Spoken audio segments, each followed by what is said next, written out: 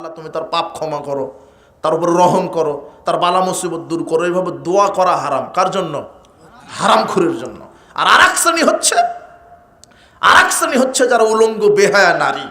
যেই নারী উলঙ্গ হয়ে ল্যাংটা হয়ে রাস্তাঘাটে চলে হাজারো যুবক পুরুষের ইমানকে নষ্ট করে দিচ্ছে। আল্লাহ নবী বলছেন ইলআনুহুন্না, উলঙ্গ নারীকে দেখার সাথে সাথে তোমরা অভিশাপ দাও, এরা কত খারাপ। ফাইন্নাহুন্না মালউনা, কেননা এরা হলো অভিশপ্ত। সময় সংকীর্ণতার কারণে আমি মহিলাদেরকে এই কথা বলতে পারছি না, তবে মা বোনদেরকে বলছি, নারীরা বেশি বেশি জাহান্নামে। নারীরা, রাসূল সাল্লাল্লাহু আলাইহি ওয়াসাল্লাম জিজ্ঞাসা করলো কেন? তখন আল্লাহ নবী বলছেন যে নারীরা পুরুষের ইমানকে বেশি নষ্ট করে দেয়, নারীরা উলঙ্গ হয়ে চলে, নারীরা স্বামীর খেদমত করে না, স্বামীর শুকরিয়া আদায় করে না, নারীরা মানুষকে বেশি বেশি অভিশাপ দেয়, গালি দেয়, গীবাত করে। এই জন্য মহিলারা বেশি বেশি জাহান্নামী। তাই উপস্থিত বৈঠকের যারা দিনী মুসলিম বোন এসেছেন, মায়েরা এসেছেন, তাদেরকে বলছি নারীদের জন্য জান্নাতে যাওয়া তো সহজ ছিল। আল্লাহর নবী বলছেন যদি কোনো নারী 5 ওয়াক্ত সালাত আদায় করে, রমাদানের সিয়াম পালন করে, আর কি করে? লজ্জাস্থানের হেফাজত করে, আর কি করে? স্বামীর খেদমত করে, স্বামীকে মূল্যায়ন করে, ফালতাদখুল মিন আইয়ুন আবাবিল জান্নাতি 7। আল্লাহর নবী বলছেন সেই নারীর জন্য আল্লাহ জান্নাতের 8টি দরজা খুলে দেন। এখানে মা বোনদের জন্য আরেকটা মেসেজ আমি দিচ্ছি, আপনি সতর্ক থাকেন। দেখেন আমি বক্তব্যটা খাটো করে দিই, 12টা বেজে গেছে, একটু আপনার ধৈর্যটা আমি এখন কামনা করছি। মা বোন এবং আপনাকে একটা মেসেজ দিই, পরিবার গঠনে একটি মেসেজ। যে আল্লাহর নবী বলছেন যে আলা উখবিরুকুম মিন আহলিল জান্নাহ, এই সাহাবীগণ আমি কি বলবো না, এই সাহাবীগণ আমি কি বলবো না জান্নাতি কারা, জান্নাতি অধিবাসী কারা, জান্নাতি অধিবাসী কারা, আমি কি বলবো না? সাহাবীগণ বলছেন হ্যাঁ বলেন।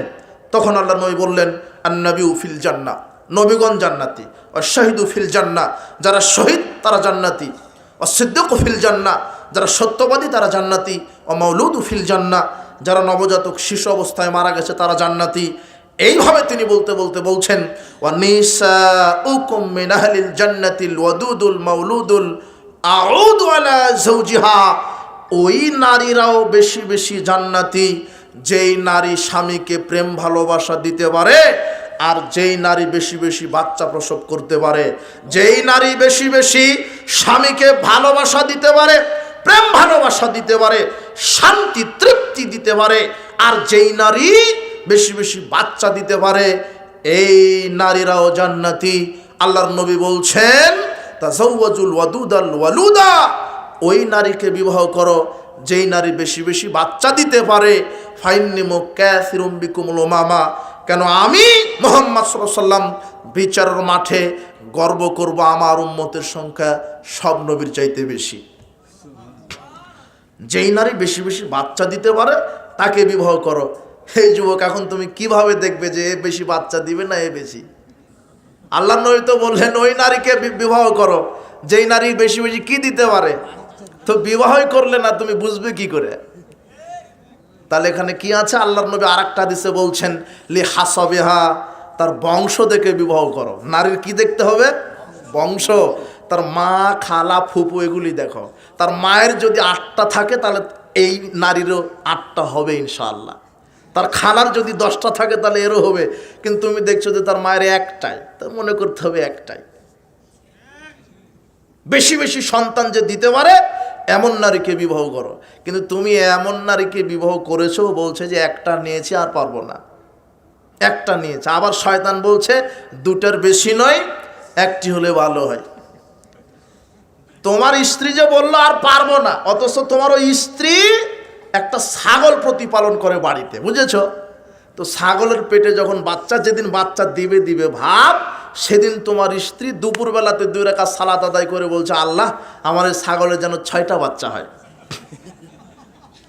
কয়টা বাচ্চা হয়? 6টা। আর ওর যেন একটাই হয়। ও বলছে আমার একটা, ছাগলের কয়টা? তার মানে ও বোঝাতে চাচ্ছে যে ওর দাম ছাগলের চাইতে কি কম। অথচ বাচ্চা নিলেই বেশি, সন্তান নিলেই বেশি। অন্তত আজকে যারা নতুন বিবাহিত যারা করেছো বা যারা আরও বাচ্চা নেওয়ার সম্ভাবনা আছে, আজকে স্ত্রীকে গিয়ে বলবে যে বক্তব্য শুনে আসছি, কমপক্ষে 8টা নিতে হবে, কমপক্ষে 8টা অথবা 10টা নিতে হবে। তাহলে 10 আর আমি 11, একটা ফুটবল টিম হয়ে গেল। কথা বুঝেন নেব না? দুনিয়াতে শক্তি, তোমরা যদি 11 বাপ বেটা যদি রাস্তাতে নামো লাঠি নিয়ে, তাহলে বগুড়া জেলা তোমাদের, কেউ সামনে আসবে না। আমি বলছি যে মারামারি করো, শক্তি বুঝাচ্ছি। আবার টাকার দিকেও বেশি, 2-4-5 জনকে বিদেশে পাঠায় দিলে, আমেরিকা, লন্ডন, কুয়েত, কাতার, সৌদি, মালয়েশিয়াতে পাঠায় দিলে, মাস গেলে দেখবে শুধু টাকার টাকা, শুধু টাকাও বেশি, শক্তিও বেশি। আবার যদি 10টার মধ্যে একটা দুধ খেতে খেতে মারা যায়, তাহলে আল্লাহ এই দুধের বাচ্চাকে বিচার মাঠে এমন পাওয়ার দিবে যে দুধের বাচ্চাটা পিতামাতার কাপড় টেনে জান্নাতে প্রবেশ করিয়ে দিবেন। তো নিয়েছেনই একটা, তাও চোখে কম দেখে, চশমা ছাড়া চলে না। আবার বড় হওয়ার পরে বলছে জিক্সার সুজুকি লাগবে, গিয়ার টানছে, ও গার্লফ্রেন্ড ছাড়া চলে না। এখন আপনিও বেচারি এতিম হয়ে মাহরুম, বলতেও পারেন না, একটাই ছেলে, বললেই বিষ খাবে, বললেই বিষ খাবে। ধনির দুলাল, ও বাংলা ইংরেজি ছাড়া খায় না, ধনির দুলাল একটাই নিয়েছেন, শয়তান হয়েছে, বিপদ। সন্তান বেশি নেবেন, দুনিয়াতে করলেন, পরকালীন মুক্তি। শোনেন, 10 জন যদি সন্তান হয়, 5টা ছেলে হোক 6টা মেয়ে হোক, বা 5টা ছেলে 5টা মেয়ে হোক, 10 জন সন্তান আপনার। 10 জন সন্তানকে যদি আপনি অজু শিখিয়ে দিতে পারেন, কোরআন শিখিয়ে দিতে পারেন, তাসবিহ তাহলিল শিখিয়ে দিবেন, 5 ওয়াক্ত সালাত শিখিয়ে দিবেন। আরে 5 ওয়াক্ত সালাতই ধরেন, আপনি যদি 10 জন সন্তানকে 5 ওয়াক্ত সালাত শিখিয়ে দেন, ওরা 10 জন প্রতিদিন 5-10 50 ওয়াক্ত সালাত আদায় করছে। ওরা 10 জন প্রতিদিন 50 ওয়াক্ত সালাত আদায় করছে, ওরা প্রত্যেকে 5 ওয়াক্তের নেকি পাচ্ছে, আর আপনি বাপ হিসেবে প্রত্যেক দিন পাচ্ছেন 50 ওয়াক্তের নেকি। নেকিতেও বেশি। কেননা আল্লাহর নবী বলছেন, কেউ যদি কাউকে কোনো আমল শিখিয়ে দেয় আর ওই আমলটা যদি সে করে, তাহলে ও করলে যত নেকি, এ বলার কারণে সমপরিমাণ নেকি। আমি যদি আমার একটা ছেলেকে বলি, বেটা ফজরের পরে 2 পৃষ্ঠা কোরআন পড়ো, তাহলে আমার কথাতে সে পড়লো, ও 2 পৃষ্ঠা পড়ে যত নেকি, আমি বলার কারণে তত নেকি। তাহলে এখন আমার 10টা ছেলে যদি ফজরের পরে 20 পৃষ্ঠা কোরআন পড়ে, ওরা 10 জনে যত নেকি, আমি একাই বাপ তত নেকি। আমি আপনাকে কি দিয়ে বুঝাবো? আর নিয়েছেন 1টা 2টা, বানিয়েছেন ডাকাত চোর। কথা বুঝেননি মনে হয়? যুবক তুমি হাসছো কেন? আল্লাহর নবী বলছেন, ক্ষমতা থাকলে বিবাহ করতে হবে। কি করতে হবে? বিবাহ। ক্ষমতা মানে স্ত্রীকে চালাতে হবে, ক্ষমতা মানে স্ত্রীর পেট থেকে যে সন্তান বাইর হবে তাকে মানুষের মতো করে মানুষ তৈরি করতে হবে। আজকে ওয়াদা করো, আল্লাহ তুমি আমাকে সেই তৌফিক দান করো। অনেক যুবক ভাইদেরকে দেখছি, আল্লাহ তুমি এদেরকে নেক সতী সাধবী স্ত্রী এদের কপালে জুটাইয়া দাও। যার স্ত্রী দাজ্জাল মার্কা, সে জানে ঘটনা কি, পরিস্থিতি জটিল কঠিন। ঠান্ডা পানি চাইলে গরম পানি আগিয়ে দেয়, খুবই কঠিন জটিল, সাবধান। আর অভিভাবক যাদেরকে বলছি, যাদের ছেলে মেয়ে বালেগ হয়ে গেছে, দ্রুত বিবাহের ব্যবস্থা করে দিবেন। আকাশ থেকে রুজি পাঠিয়ে দিবে আল্লাহ। মুহাম্মদ সাল্লাল্লাহু আলাইহি ওয়াসাল্লাম বলছেন, 3 শ্রেণীর মানুষকে সাহায্য করা আল্লাহর ওয়াজিব হয়ে যায়। যে ব্যক্তি বিবাহ করবে তাকে টাকা বেশি করে দিবেন আল্লাহ। ক্ষমতা মানে নিজের পায়ে খাড়ানো মানে কি বুঝেছেন? ওই ঘুষ দিয়ে চুরি করা, ওটা নিজের পায়ে দাঁড়ানো? জি না। শোনো যুবক, অল্পে তুষ্ট থাকো, অল্পে তুষ্ট। সাহাবীগণ খেজুর খাওয়ার পরে আটিটা পকেটে রাখতেন, আবার ক্ষুধার ভাব হলে আটি মুখে দিয়ে চুষতেন। ওটাই মনে করতেন যে এই পানিটা গেলে একটু পেট ভরা ভরা হতো। আর এখন আমরা মারিয়াম খেজুর খাওয়ার পরে আবার হা করে থাকি, কোথায় আজোয়া পাওয়া যাবে। মানে আমাদের চাহিদাই শেষ হচ্ছে না। আল্লাহ নবী বলছেন, আদম সন্তানকে 2 উপত্যকা স্বর্ণ দিলে হা করে থাকবে, আর একটা দরকার। তুমি চাহিদাকে খাটো করো, তোমার চাহিদা বেশি হওয়ার কারণ তুমি হালাল হারাম বিবেচনা করছো না। শোনো, আল্লাহ নবী বলছেন, ওয়ারদা বিমা কাসাম আল্লাহ লাক তাকুন আগনান নাস। পৃথিবীতে যার যতটুকুন আছে অতটুকুনে যে সন্তুষ্ট থাকতে পারবে, সেই হলো পৃথিবীর মধ্যে সবচাইতে ধনী মানুষ। আর যার 5 তলা বিল্ডিং আছে, 10 তলা লাগবে। গুলশানে আছে, বাড়িধারায় লাগবে। বাড়িধারা আছে, বনানী লাগবে। বনানীতে আছে, লন্ডনে লাগবে। ওর চাহিদা শেষ হচ্ছে না। ও পৃথিবীতে আসে সবচাইতে মিসকিন এবং ভিক্ষুক, ওর আরো লাগবে, আরো লাগবে। আদম সন্তান কবরে নেওয়া যাওয়া পর্যন্ত তার চাহিদা কখনো শেষ হবে না, তার পেট ভরবে না। অল্পে তুষ্ট থাকো, আর কখনো হারাম খাবে না। প্রয়োজনে আমি বলেছি শেষ পর্যন্ত ভিক্ষা করা লাগলো, কি খাবে না? হারাম। আমি ভিক্ষা করতে বলিনি। তোমার মেধা আছে, হাত আছে, পা আছে, শক্তি আছে, তুমি হালাল ব্যবসা করো, হালাল চাকরি করো, তুমি উদ্যোক্তা হও, তুমি ব্যবসায়িক হও। তুমি ঘুষ দিয়ে 20 লক্ষ টাকা ঘুষ দিয়ে চাকরি করো, মাস গেলে 20,000 টাকা দেয়, অথচ 20 লক্ষ টাকা তুমি ইনভেস্ট করে ব্যবসা করো, মাশাআল্লাহ 20 লক্ষ টাকা তোমাকে দিতে পারে। তোমাকে বেতন দেয় কোম্পানি। আমি চাকরি বিরোধিতা করছি না, চাকরি করেন, বৈধ চাকরি করেন, সমস্যা নাই, কিন্তু চাকরির মোকাবেক্ষী হচ্ছ কেন? তুমি আল্লাহর মোকাবেক্ষী হও। আল্লাহকে বলো রুজির কথা, আল্লাহ এমন রুজি দাও, হালাল তৈয়ব রুজি দাও আমাকে। মাস গেলে 30,000 টাকা পাবে, 40,000 টাকা পাবে। দিন গুনতে হয় যে এই 30 দিন পর 40,000 টাকা পাবো।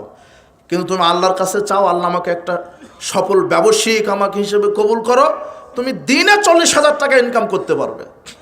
আর আল্লাহ নবী ব্যবসায়িকদের জন্য দোয়া করেছেন বা ব্যবসায়ীদের জন্য বলেছেন, সত্যবাদী, আমানতদার, বিশ্বস্ত ব্যবসায়িক কিয়ামতের মাঠে নবীদের সাথে থাকবেন, সিদ্দিকদের সাথে থাকবেন, শহীদদের সাথে থাকবেন। কাজেই রিজিকের মালিককে আল্লাহ। আল্লাহর কাছে বলো। আরে আল্লাহ তো এমন আল্লাহকে আমরা পেয়েছি, আল্লাহ দুনিয়াতে কারো কাছে চাইতে গেলে তার কাছে যেতে হয়। যে আপনি নেতা, আপনার খুব নাম শুনেছি, আপনি নাকি মানুষকে সহযোগিতা করেন, তাই আপনার দরবারে আসলাম, ওর দরবারে যেতে হয়। কিন্তু এমন আল্লাহ পেয়েছি, আল্লাহর কাছে যেতে হয় না। আল্লাহ আমাকে দিবেন বলে সপ্তম আকাশ থেকে তিনি নিজে প্রথম আসমানে নেমে চলে আসেন, শুধু আমাকে কিছু দিবেন বলে। আল্লাহ আমাকে দিবেন, দায় আমার, আল্লাহর নয়। আমাকে দিবেন বলে আল্লাহ নিচে নেমে আসেন। আল্লাহ সপ্তম আকাশ থেকে প্রথম আসমানে এসে বলেন, মাইয়াদউনি ফাস্তাজিব লাহু, কে আমাকে ডাকছে আমি তাকে দিব। মায়াসালুনি ফাউতিয়াহু, কে আমার কাছে কি চাই আমি তাকে তা দিয়ে দিব। তুমি 2 রাকাত সালাত আদায় করে হাত আকাশের দিকে উত্তোলন করে বলো, আল্লাহ আমাকে হালাল পবিত্র রুজির ব্যবস্থা করে দাও। আল্লাহ রিজিক দাতা, সে আল্লাহ তোমাকে রিজিকের ব্যবস্থা করে দিবেই দিবে ইনশাআল্লাহ। তোমার চাওয়ার দুর্বলতা, তোমার ইমানের দুর্বলতা, তাই আল্লাহ তোমাকে দিতে পারছে না। তোমার ডাকাতে কমতি আছে, তুমি ডাকতে থাকো। তোমার ডাকাতে কমতি আছে, কিন্তু আল্লাহর রুজিতে কমতি নাই। তুমি ডাকতে থাকো, আল্লাহ তোমাকে দিবেই দিবে, দিবেই। কোথায় থেকে দিবে সেটা আল্লাহর ব্যাপার। তুমি নিরাশ হচ্ছ কেন?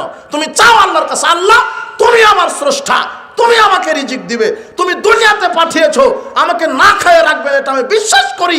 কাজেই তুমি আমাকে হালাল পবিত্র রুজি দাও। আল্লাহ বলবেন, যাও আমি দিয়ে দিলাম তোমাকে। তোমার চাইতে হবে, আল্লাহর কাছে ডাকতে হবে, প্রার্থনা করতে হবে। দুনিয়াতে এমন কোনো সমস্যা নাই যে সমস্যা আল্লাহ সমাধান করবে না, কিন্তু চাইতে হবে কার কাছে? আল্লাহর কাছে। আল্লাহ তোমার বিপদ মুক্তি করে দাও। আমি কেসে কামারিতে পড়েছি, আমার কেস তুমি ফয়সালা করে দাও। আল্লাহ আমার স্ত্রী অসুস্থ, সুস্থতা দান করো। আল্লাহ আমার বাপ মারা গেছে, ক্ষমা করে দাও। সব কিছু চাইতে হবে কার কাছে? আল্লাহর কাছে। বলছিলাম যে সামাজিক জাহিলিয়াত খুব খারাপ, আর গান বাজনা শ্রবণ করবে না। সর্বশেষ একটা মেসেজ দিয়ে গেলাম, গান বাজনা ইমানকে নষ্ট করে দেয়, ইমানকে কমিয়ে দেয়, আমলিয়াতকে কমিয়ে দেয়। যত সিনেমা নাটক, আর বাংলাদেশের সিনেমা নাটক তৈরি হয়েছে যুবক যুবতীর চরিত্রকে নষ্ট করে দেওয়ার জন্য। এই যারা সিনেমা খুর, নাটক খুর, এর এক একটা বেহায়া। তুমি দেখো, আল্লাহর নবী বলেছেন 1450 বছর পূর্বে, লা খায়রা ফি তিজারাতিন, নাটক, সিনেমা, গান বাজনার ব্যবসায় কোনো কল্যাণ নাই। এক একটা সিনেমা খুর সিনেমা বানিয়ে লক্ষ কোটি কোটি টাকা ইনকাম করে, কিন্তু মৃত্যুর সময় চিকিৎসার অভাবে ভিক্ষা করে করে মারা যায়, হার্ট অ্যাটাক, প্যারালাইজড হয়ে মারা যায়। কেন? এটা আল্লাহর নবীর বদদোয়া। যারা গান বাজনা শ্রবণ করবে, যারা সিনেমা বানাবে, যারা গান তৈরি করবে, আহারে তুমি অমুক নাটকের নায়ক তোমার মডেল, অমুক সিনেমার নায়ক তোমার মডেল। একজন পরিচালক যদি 250টা সিনেমা বানায়, আর সব সিনেমা অশ্লীল, এই 250টা সিনেমা দেখে সারা পৃথিবীর যে যে ইমান হারিয়েছে, যার যত পাপ হয়েছে, ওই পরিচালকের একাই তত পাপ হবে।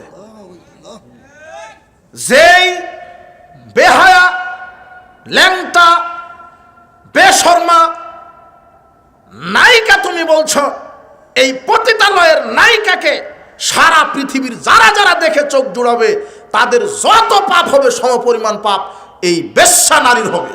ঠিক। তুমি এই সিনেমা এই নাটককে কবর দাও, এই সিনেমা এই নাটককে তুমি কবর দাও। গান বাজনা হারাম। আল্লাহ নবী বলছেন যারা গান বাজনা শ্রবণ করে এরা হলো শুয়োর এবং বানর, এরা হলো শুয়োর এবং বানর। তুমি এই গান বাজনা শ্রবণ করো। হাজী সাহেব মেয়েকে বিবাহ দেয় গান বাজনা বাজিয়ে, মেয়েকে বিবাহ দিচ্ছে গান বাজনা বাজিয়ে। তুমি পহেলা বৈশাখ পালন করো, 31st নাইট পালন করো। তুমি এই যে 14 বেশ্যা দিবস একটা আসবে, তুমি এটা পালন করবে। তুমি এগুলিকে কবর দাও। এই 14 ভালোবাসা দিবস মুসলমানের জন্য একটা দিন ভালোবাসা বাহির করার কোনো প্রয়োজন নাই। মুসলমানের প্রতিদিন ভালোবাসা, সে তার মাকে ভালোবাসবে, সে তার বোনকে ভালোবাসবে, সে তার পিতাকে ভালোবাসবে, সে তার সমাজবাসীকে ভালোবাসবে, আত্মীয়কে ভালোবাসবে। আরে বছরে একটা দিন তো ভালোবাসা তাদের দরকার যাদের জানা নাই যে তার বাছুরটা কোন ষাঁড়ের বীজ দ্বারা তৈরি হয়েছে। ওটা আমেরিকা ব্রিটেনের দরকার। আমি মুসলিম, আমার প্রত্যেকটা দিন ভালোবাসা। এই লুচ্চা দিবসকে তুমি কবর দাও। তোমার ভিতরে যদি মুসলমানের রক্ত থাকে, এই বিশ্ব ভালোবাসা দিবসের নামে লুচ্চা দিবসকে তুমি কবর দাও। এই 31st দিবসের এই বেহায়া দিবসকে তুমি কবর দাও। পয়লা বৈশাখ নামের এই বেহায়া দিবসকে তুমি কবর দাও। যুবক, তুমি আজকে গান বাজনা বাদ্যযন্ত্র বাজিয়ে মাটিকে কাঁপিয়ে দিচ্ছ। মরে কবরে গিয়ে দেখো কবর তোমাকে কিভাবে কাঁপায়। সাবধান, গান বাজনাকে কবর দাও। জাহেলিয়ত। মোবাইলে যদি গান বাজনা থাকে কবর দাও। তুমি ইয়ারফোন কানে দাও, নিষেধ করিনি। ওই ইয়ারফোনে যেন সূরা ফাতিহা বাকারা শুনতে পাও। তুমি কথা বুঝনি মনে হয়? তোমার ইয়ারফোন টাকা দিয়ে কিনেছো, ওটা ফেলে দিও না। ওই ইয়ারফোনে যেন তুমি সূরা বাকারা শোনো। কথা বুঝনি তুমি? ওই ইয়ারফোনে যেন সালাফে আলেমদের বক্তব্য শোনো। ওই ইয়ারফোনে যেন তুমি ইসলামী জাগরণী শোনো। তুমি গান বাজনা শ্রবণ করো না। মোবাইলে তুমি কোরআন তেলাওয়াত করো। মোবাইলে তুমি ইসলামী স্কলারদের বক্তব্য শোনো। মোবাইলে তুমি গেমস খেলো না। মোবাইলে তুমি ওই গার্লফ্রেন্ড বয়ফ্রেন্ডের সাথে কথা বলো না। আর গার্লফ্রেন্ড বয়ফ্রেন্ড শব্দটাই মুখে উচ্চারণ করা হারাম। একটা ছেলের জীবনে মেয়ে বন্ধু থাকতে পারে না, একটা মেয়ের জীবনে ছেলে বন্ধু থাকতে পারে না। ছেলের বন্ধু হবে ছেলে, মেয়ের বান্ধবী হবে মেয়ে। আর আল্লাহর নবী বলছেন লা তুসাইবিল্লা মুমিনান, মুমিন ছাড়া কাউকে বন্ধু বানায়ো না। মুমিনকে ওই বন্ধুটাই আমার মুমিন যার মুখে দাঁড়িয়ে আছে, প্যান্ট টাকনুর উপরে আছে, 5 ওয়াক্ত সালাত আদায় করে, আচরণ সুন্দর, হালাল খায়, যার চরিত্র ভালো, এ হলো মুমিন। একে আমি বন্ধু বানাবো। আর ওই বান্ধবী মুমিনা কে যে পর্দা করে, গান বাজনা শ্রবণ করে না, যার কোনো পুরুষ বন্ধু নেই। হে যুবতী বোন, আমি তোমাকে বলছি, তুমি এমন যুবতী বান্ধবীকে বান্ধবিত্ব তৈরি করো যে 5 ওয়াক্ত সালাত আদায় করবে। তোমার জীবনে কোনো ছেলে বন্ধু থাকবে না। তোমার জন্য একটা পুরুষ স্বামী হিসেবে আল্লাহ রেখে দিয়েছেন। তুমি শুধু তার সম্পদ, পৃথিবীর আর কারো সম্পদ না।